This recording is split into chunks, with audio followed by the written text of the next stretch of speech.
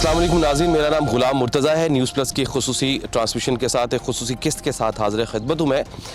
हम इस वक्त मौजूद हैं उस सरज़मीन पर जो इस वक्त हालत जंग में है, जिसका चप्पा चप्पा इस वक्त तबाह है, जिसके लाखों लोग बेआसरा हो चुके हैं, जिसके 40 लाख के करीब बच्चे यतीम हो चुके हैं, जिसके कोई घर भी सलामत नहीं रहा है, जिसकी एक एक सरजमीन पर कई कई एजेंसीज ने, कई कई मुल्कों ने कब्जा कर रखा है। अब बीसीओ और स्टेक होल्डर्स इस पूरी सरजमीन को नोच रहे हैं। जी हाँ, मैं बात कर रहा हूँ सीरिया की, शाम की। मैं शाम के अंदर मौजूद हूँ। ये जो पहाड़ियाँ आपको दिखाई दे रही हैं, ये पहाड़ियों के बिल्कुल उस तरफ इदलिब का शहर है। इदलिब वो शहर जहाँ पर केमिकल वेपन का अटैक हुआ था। मुतादिद बच्चे, मुतादिद नौजवान, मुतादिद खवातीन वो जाँ बहक हो गई थी।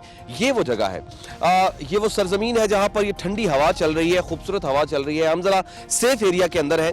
इससे बिल्कुल साथ में आपसे तकरीबन 2 किलोमीटर के फासले पर हम कोशिश कर रहे हैं आगे जाने की, लेकिन चूंकि वहाँ पर अभी अटैक हो रहा है, वहाँ पर बहुत ज़्यादा डिस्टॉर्शंस हुई हुई हैं चीज़ों की, मामला बहुत ख़तरनाक है। इसलिए भी फ़िलहाल हम सिक्योरिटी वजूहात की बिना पर यहाँ पर रुके हुए हैं।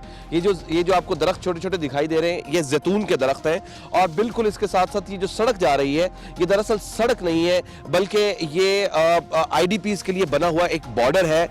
इस पहाड़ के बिल्कुल उस तरफ शाम की वो शहर है जो इदलिब कहलाता है। ये जिस जगह के साथ, यानी टर्की के साथ जिस बॉर्डर के साथ है, वो रेहान ली का इलाका कहलाता है। रेहान ली का वो इलाका है जिसने सबसे पहले इसके लिए, इस शाम के लिए अपने दरवाजे खोले थे। अब तक मजमूई तौर पर तकरीबन 80,000 की खुद इस शहर की आबादी है, लेकिन 1.5 लाख के करीब IDPs यहाँ से मुतासरीन जो महाजरीन है, वो इस जो शहर इससे उस तरफ वाक़े है, जो रेहान ली का इलाका है, वहाँ पर वाक़े है, वहाँ मौजूद है।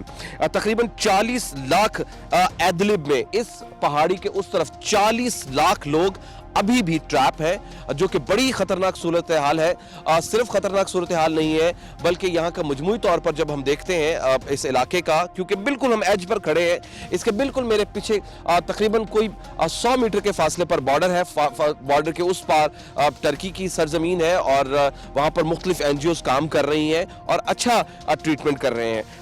अब यहाँ पर IDPs का आना जाना, शामी महाजरीन का आना, जब हम उनसे मिलते हैं, इंतहाई खतरनाक सूरत हाल है। तकरीबन ये बताया जा रहा है कि 10 लाख अफराद इस पहाड़ी के उस तरफ से 10 लाख अफराद गायब हैं। 10 लाख अफराद के गायब होने का मतलब ये है कि उनका कुछ अता पता नहीं है। वो जिंदा है, वो वफात पा चुके हैं, उनको मार दिया गया है, वो किसी की हिरासत में है, कुछ पता नहीं है। इसके अलावा को तकरीबन 10 लाख के करीब मकानात गिर चुके हैं। आप जरा गौर कीजिए कि आप ये समझिए कि इस्लामाबाद के अंदर मजमूई तौर पर 10 लाख घर नहीं होंगे, 10 लाख घर इस पहाड़ी के उस तरफ गिरा दिए गए हैं। नाज़रीन, हम पहुंचे हैं सीरियन बॉर्डर के ऊपर। ये जो पीछे आपको एक बोर्ड दिखाई दे रहा है, इसके उस तरफ सीरिया है। इसी तरह ये जो पहाड़ियाँ आपको दिखाई दे रही हैं, ये सीरियन पहाड़ियाँ हैं। यहाँ बाढ़ लगी हुई है, जंगला लगा हुआ है। इससे आगे ये जो आपको दरख्त दिखाई दे रहे हैं, इसके उस तरफ सीरिया है, इस तरफ टर्की है।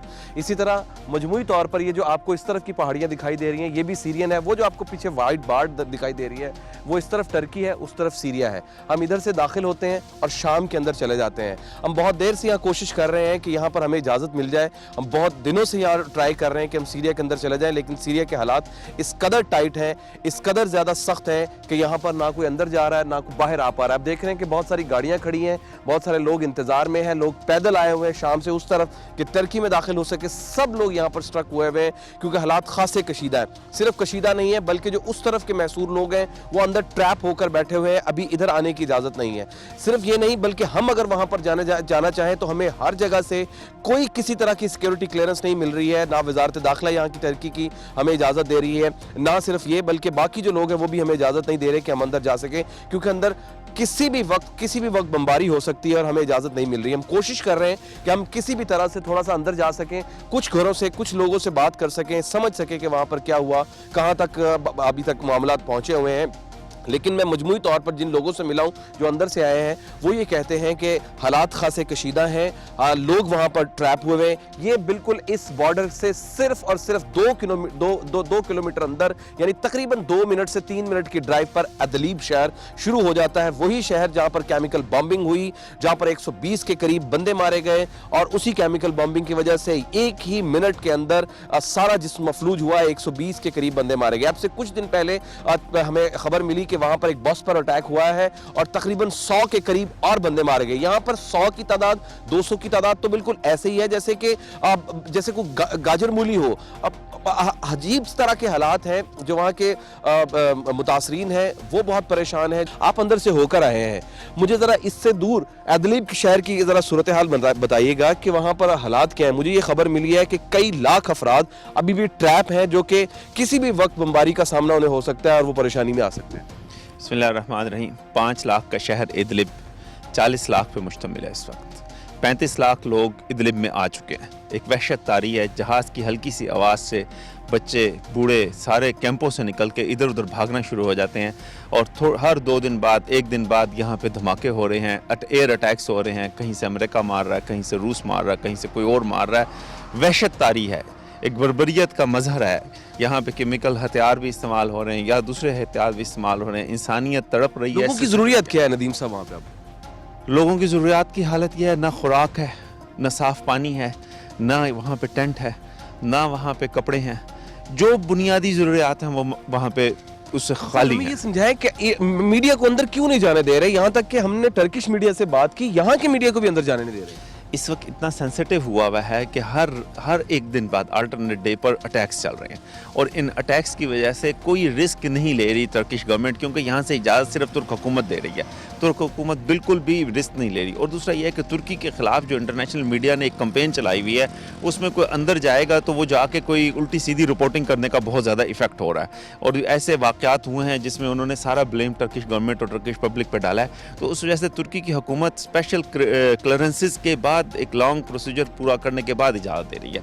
इंशाल्लाह हम कोशिश करके ये इजाज़त लेंगे। मैं 2 दिन पहले खुद अंदर होकर आया हूँ और इंशाल्लाह हम ले लेंगे इजाज़त और अगली दफ़ा आपको ज़रा ये बताइएगा, क्योंकि हमने देखा कि बच्चे और ख़वातीन जो है वो तो बाहर आ चुकी हुई हैं, लेकिन क्या अभी भी बच्चे और ख़वातीन अंदर हैं?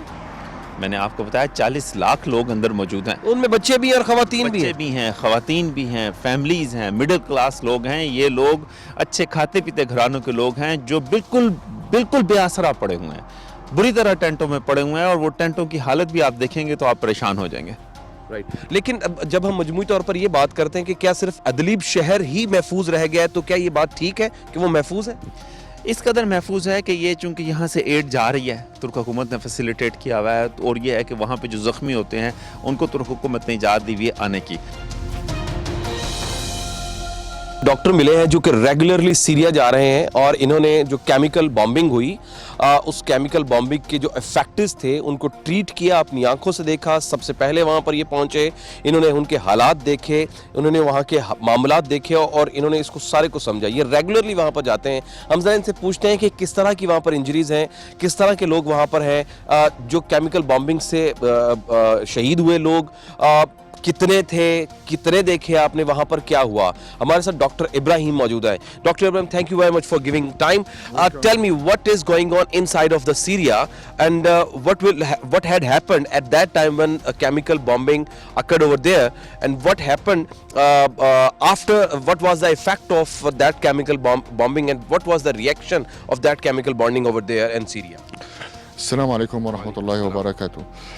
Firstly, when bomb or chemical bomb happened, the affected maybe 100 people died directly. Same the right time. Same the right time. Okay, and maybe the 400 population affected as an injury. Okay, all hospitals and all medical centers inside Syria complete full with the patients. Okay, and what type of the injuries were there with the patients? the gases name gas sarin. Okay, the gases is affected on muscles of people or the human people and They got paralyzed. and affected paralyzed because this not taking air or oxygen to his body. to his body. Okay, because this is died. The amount of these gases affected about of the cases, maybe dangerous or little affected.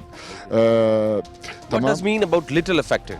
Okay, some inspired some gases, not a lot of gases. Okay, maybe affected. For this, he maybe needed to artificial inspiration or artificial nebulizer, like that. Some medicine and inshallah must يعني They will be recovered soon. cover soon. Can you tell me what was the how many people died? How many people died till now after this chemical bombing? 100 people, about 100 people. That was died immediately. Died But then immediately. after then? Maybe about 20. It was population. about 120. About 120, yeah. How many serious are now? Now finished everything. I think, alhamdulillah, discovery all cases. ये सारे Syrians हैं, Syrians line बनाकर खड़े हैं, ये refugees हैं और हैरान कुन हद तक हमने देखा कि ये पाकिस्तान बेकरी है जिसका नाम पाकिस्तान बेकरी 2017 है और ये रोटियां तकसीम कर रही है पाकिस्तान बेकरी के ज़रिए से। ये देखें, ये एक कार्ड है, ये कार्ड है, कार्ड बना हुआ है इस बच्चे के नाम से, योर्स अल्लाह, ये इसका और इसके हिसाब से इसको रोटियां दी जाती हैं और इसके हिसाब से उसको साइन कर दिए जाते हैं। और इसी तरह ये कार्ड, ये साहब पाकिस्तानी लग रहे हैं, ये पाकिस्तानी ज़ुबैर साहब पाकिस्तानी है, तो ये इसको ये दे रहे हैं इन लोगों को। आइए ज़रा इस तरफ आपको दिखाता हूँ, ये माजूर आदमी है, माजूर शख्स है, ये लेके आया, इस तरह इसका भी कार्ड बना हुआ है और उसको रोटियाँ मिल रही हैं, वही रोटियाँ जिसकी हमने वीडियो आपको दिखाई थी। आइए ज़रा आपको इस तरफ दिखाता हूँ, आए। ये सारी ख़वातीन शामी महाजरीन हैं जो शाम की मुतासरा है, ये यहाँ पर आई हैं अपनी फैमिलीज़ के साथ। ये देखें छोटी छोटी बच्चियाँ ये सब ले रही हैं, इनका भी इसी तरह ये देखें कार्ड बना हुआ है, इसका नाम लिखा हुआ है, नाम लिखने के बाद ये उसका लिखा हुआ है कि इस तारीख को ये मिल जाते हैं 2 पैकेट, साथ में 2 लिखे हुए हैं, 2 पैकेट। अब ये 2 पैकेट मिल गए, इसका मतलब 20 रोटियां मिल गई इनको, तो ये 2 दिन के लिए इनका गुजारा हो जाएगा। एक दिन छोड़ने के बाद एक दिन के बाद इनको ये मिलता है। अब सबके हाथ में कार्ड्स हैं, लेकिन सबसे अहम बात ये है कि ये बापर्दा ख़वातीन है और कैमरे को देख के अपना चेहरा छुपाने की कोशिश कर रही हैं, बच्चों के साथ आए हुए हैं। ये देखें ज़रा, ये 2 छोटे से बच्चे हैं और इसी तरह सारी ख़वातीन लाइन बनाकर ये खड़ी हैं। लाइन बनाने के बाद इन सब के पास एक कार्ड है और इसी कार्ड को ये दिखाती हैं और दिखाने के बाद इनको 2 पैकेट मिल जाते हैं। ये देखें ज़रा, ये छोटा सा कार्ड, हाँ ये कार्ड है।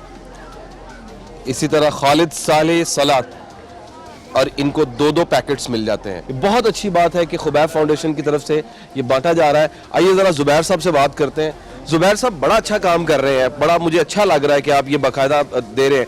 तो ये रोज़ाना कितनी तकरीबन रोटियां जाती हैं और ये कब से आप कर रहे हैं? ये तो बड़ी मशहूर हुई है पाकिस्तान। ये डेली 50,000 रोटी डेली इस एक पॉइंट से मुख्तलिफ पॉइंटों से ये तकसीम होती है। 50,000 रोटी 50,000 एक पॉइंट से है? नहीं, 50,000 एक पॉइंट से नहीं है, ये 10 पॉइंट बने हुए हैं। ये उर्फा के 10 जी 10,000 डेली की बेसिस पे जो सर जी डेली बेसिस पे ये तकसीम हो रही है। ये उर्फा के अंदर जो मुतासरीन शाम आए हुए हैं, हलब के जो आए हुए हैं, उनको ये तकसीम हो रही है। आपने देखा होगा यहाँ पर ये जो है ना, और ये रोटी ऐसी है कि ये रोटी 2 दिन तक ख़राब नहीं होती, 3 दिन तक जी, बड़ी सॉफ्ट है जी हाँ, ये कोई ख़राब होने वाली बात नहीं है। तो ये घर ले जाते हैं और ये शाम तक ये अगले दिन सुबह नाश्ते में भी ये इस्तेमाल कर लेते हैं। तो जनाब ये सूरत हाल है, ये सारे मामलात हैं। बड़ा अच्छा महसूस हो रहा है, दिल को सुकून सा हो रहा है कि पाकिस्तान और पाकिस्तान के नौजवान लड़के और वो इसको दे रहे हैं और शामी मुतासिरीन की मदद कर रहे हैं।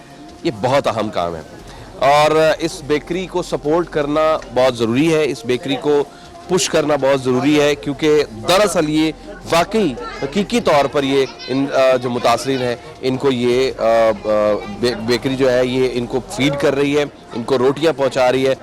شلونك؟ أنا عندي معوق ابني اسمه أحمد بكار وعندي 5 بنات وعندي الصبي والله يعطيكم العافيه وشكرا لكم والله يوفقكم والله يجزيكم الخير والله يوفقكم جميعا.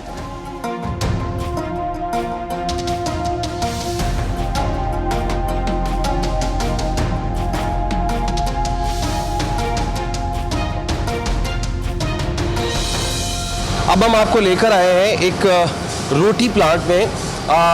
ये इसको तंदूर बोलते हैं। ये पाकिस्तानी तंदूर है, पाकिस्तानी इसको रन कर रहे हैं, कुबैर फाउंडेशन इसको रन कर रही है। ये जो रेहानिया है, अब यहाँ पर जितने भी सीरियंस हैं, जितने रेफ्यूजीज़ हैं, ये उनको खाना भेजते हैं। सिर्फ ये नहीं, ये रोटी यही नहीं, बल्कि ये सीरिया के अंदर भी जाती है, शाम के अंदर भी ये खाना जाता है। ये आटा है, खमीर गूंदा गया है, इसमें डाला गया है। अब ये खमीर इस मशीन के अंदर आया, इस मशीन ने इसके पेड़े बनाए, बिल्कुल राइट प्रॉपर बने पेड़े। पेड़े के ऊपर उसका खुशका लगा, खुशका लगने के बाद इस कन्वेनियर बेल्ट के ऊपर आया। ये बेल्ट आगे गई।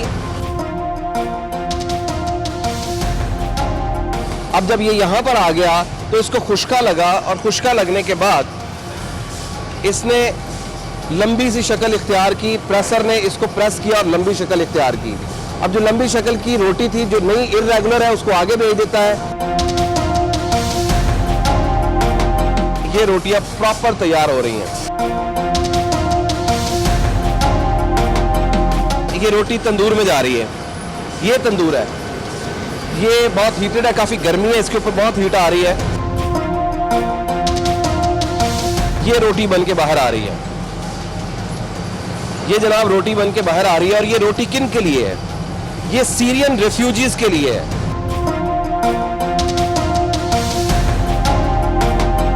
और फिर ये सारी रोटियां इस तरफ, ये सारी बेल्ट के ऊपर जाना शुरू होती है, और ये ऊपर से घूमती हुई इस तरफ आती हैं।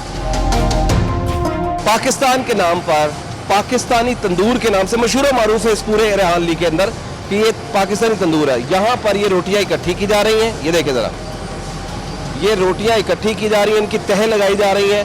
5-5, 7-7, 10-10 रोटियां, 10-10 रोटियां, ये 10-10 रोटियों को इकट्ठा किया जाता है और इनकी ढेरी लगा के यहाँ भेज दी जाती है। उसके बाद फिर ये इनको दे दिया जाता है। ये पैक करते हैं, पैकिंग के बाद इधर ये इसको तह लगाते हैं, और वो जो टोकरियाँ रखी गई हैं उनके अंदर डाल देते हैं, और फिर गाड़ी इस पूरे कंटेनर को उठा के ले जाती है। तो जनाब ये सूरत हाल है। इतने एहसन तरीके से, इतने मोहब्बत के साथ सीरियंस को ट्रीट कर रही है टर्की। पाकिस्तानी इसको किस तरह से, आखिर टर्किश जो है वो सीरियन जो है वो टर्किश तो नहीं है, लेकिन उनको मुसलमान समझते हुए, अपना मुसलमान भाई समझते हुए उनको ट्रीट कर रही है। बच्चे आप ये बताओ कि आपका नाम क्या है, आपका नाम क्या है, आपकी उम्र क्या है, आप कहाँ से हो, क्या हुआ आपके ख़ानदान के साथ, और आप यहाँ कैसे पहुँचे? إسراء سرحان طلاس حمص ريستان عمري 18. حدث مع عائلتي استشهاد العائلة أخي وأبي وأمي استشهدوا سوا جراء قصف الطيران على مدينة حمص ريستان. أثناء اللي استشهدوا أنا كنت هون بتركيا وهن كانوا بحمص. أنا سمعت إنه استشهادهم هون، كنت بتركيا. حكت معي بنت عمي، قالت لي إنه أهلك إنه استشهدوا. حكت لي إنه كيف استشهدوا، إنه حكت معي السلام عليكم وعليكم السلام ورحمة الله وبركاته، كيف صحتك؟ تمام كويس الحمد لله. أهلك إنه لا تزعلي، بقول لك إنه شيء إنه أهلك استشهدوا. قلت لها إنه يعني مين من أهلي استشهد؟ إنه البابا والماما وأخوك صغير. मैं इस वक्त जो बॉर्डर है शाम और टर्की का, रेहान ली का इलाका, वहाँ पर मौजूद हूँ। ये बिल्कुल तकरीबन 1 किलोमीटर के फासले पर शाम का इलाका शुरू हो जाता है। ये वो जगह है जिसके बारे में मैंने आपको कई बार बताया कि वो रेहान ली वो इलाका है जिसने सबसे पहले अपना दिल और अपने दरवाज़े खोले इन शामी महाजरीन के लिए। अभी हम मौजूद हैं कुछ यंग ख़वातीन के साथ। हमारे साथ मौजूद है हमारी बहन वफ़ा ज़किया। अब इनसे बात करते हैं। वफ़ा ज़किया, अस्सलाम वालेकुम। वालेकुम सलाम। सबसे पहले तो हमें ये बताइए कि क्या हुआ यहाँ शाम में, यहाँ क्या हुआ, शाम के अंदर क्या हुआ, क्या होता रहा वहाँ पर, आपकी फैमिली के साथ क्या हुआ? كنت بسوريا بركان بأمان الله نحن وعائلتي بيت حماي. فجأة ولا اجانا صاروخ أرض انخرب نص بيتنا. نحن ما بقى نحسن نبرك بالبيت، والطرق كلها مسكرة، إذا نطلع غير بلاد كلها مسكرة علينا. طلعنا على الضيعة اسمها الأتارب، بركنا هونيك فترة أسبوعين، بعدين الله يسرنا طلعنا لهون على تركيا. जब बम वहाँ पर गिरता है क्योंकि आपने खुद देखा है वहाँ पर बम गिरा हुआ, जब बम गिरता है तो उस वक्त पोजीशन क्या होती है, इर्द गिर्द हालात क्या होते हैं, तो किस तरह से आप उसको हैंडल करते हैं? وقت لجا الصاروخ يعني هون اجا صوته مثل صوت الطيارة بالأول. هون نحن خفنا، تخبينا كلياتنا بغرفة وحدة مشان لا سمح الله إذا صار شي نموت موتة وحدة العيلة كلها. هون وقت اللي طب صار في ضباب كتير، غبرة كتير، صار في قدام عيوننا، يعني ما نشوف طاول، ما بقى نسمع بأذانينا. كليتنا صرنا نبكي، خفنا. أنا وولادي بركوا في الأرض، ما بقى يحسنوا يتحركوا. كان عمرهم 1.5 سنة. بركنا هونيك عم بقلك يعني المنظر فظيع كتير. الصوت ما بقى نحن نحسن نسمع حدا طاول. طلعنا على الشوارع من دون غطا، من دون لبس، من دون شي طاول، يعني صرنا نرقد في الشوارع. وين نروح، وين نتخبى، ما بقى نلاقي حدا. قبل ما الله هيك وداها من عنده، بعدين رجعنا فتنا على البيوت. लेकिन हमें ये खबर मौसूल हुई है कि 90% जो रिफ्यूजीज़ ख़वातीन आई हैं, लड़कियां आई हैं, वो सारी यंग हैं, यानी 20 से 30 साल की उम्रों के दरमियान में हैं। तो इससे ज़्यादा उम्र वाली लड़कियां क्यों नहीं आ सकी या औरतें क्यों नहीं यहाँ पर आ सकी? الكبار ما حسنوا يفوتوا لهون لأن ما في طريق يفوتوا. بده يفوتوا من عبر باب الهوا، بدهم جوازات وبدهم شغلات كتيرة، ما بكون معهم شي، يعني يكون بيوتهم خربانة، أوراقهم كلها راحت. الشباب عم تحسن تدخل تهريب لهون بتفوت. अब आपकी ज़िंदगी कैसे गुजर बसर होता है, किस तरह से सारा दिन गुजारते हैं? आपके बच्चे भी हैं, आप जैसी कई और सैकड़ों हज़ारों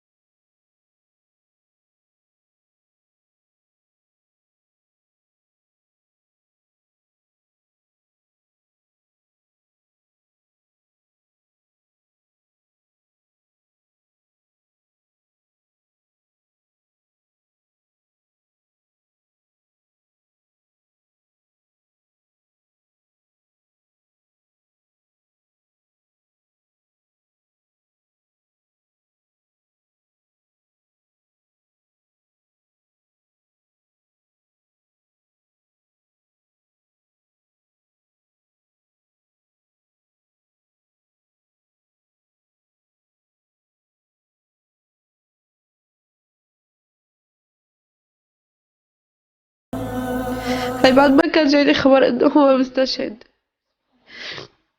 تفاجأت انا فيه. جوزي رأسا يعني اجى اصحابي للبيت رأسا لقاني. انا ما كنت بتخيل شعوري انه ميت وشايفتك قدامي. طبيت وقعت بأرضي. لما ما صحوني يعني ما صدقت. شفت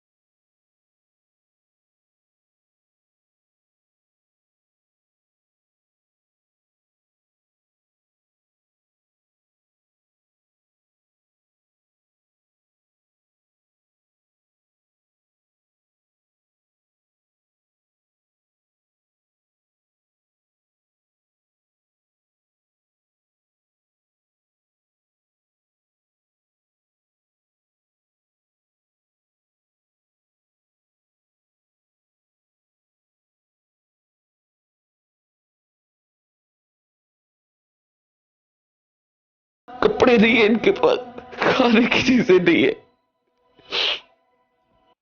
25 साल उम्र इस लड़की की। खावंद हॉस्पिटल में पड़ टांग कटी हुई है। लोगों के घर में काम करती है। कुछ समझ सकता है किसी के अंदर कलेजा दिल के हाथ रख के बताओ मुझे।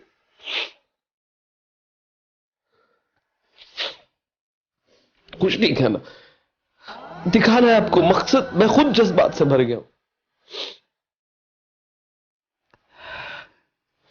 कई बार रोया हूं, रातों को सही तरह नींद नहीं आती है। मेरा हाल नहीं है, मेरे बाकी साथियों का भी यही हाल है। बराए मेहरबानी कुछ ना कीजिए, कुछ ना कीजिए, बस अपना खर्चा आधा करके इनके लिए भेज दीजिए बस, और कुछ ना कीजिए। किसी को गिला मत कीजिए, किसी को कुछ ना कीजिए। जहां एक पिज्जा खाने लगे ना, वहां उस पिज्जे में से आधा पिज्जे के पैसे इनको भेज दीजिए, ये 2 दिन की रोटी खा लेंगे। हर बात पर शुक्र अल्हम्दुलिल्लाह कहते हैं। माँ है ये, सुना है आपने बच्चों को किस तरह से पाल रही है। ये है हम क्या बताऊं, क्या बोलूं आपके लिए मैं, और क्या कहूं आपको मैं, हमें समझना होगा। आज शायद ये तारीख रकम होगी कि वो शख्स जो सबसे ज्यादा बोलता है, जिसके बाद बड़ा अल्फाज का जखीरा है, बड़े बड़े सवालात पूछता है, तरह तरह की तनकीदें करता है, आज उसके लफ्ज खत्म हो गए।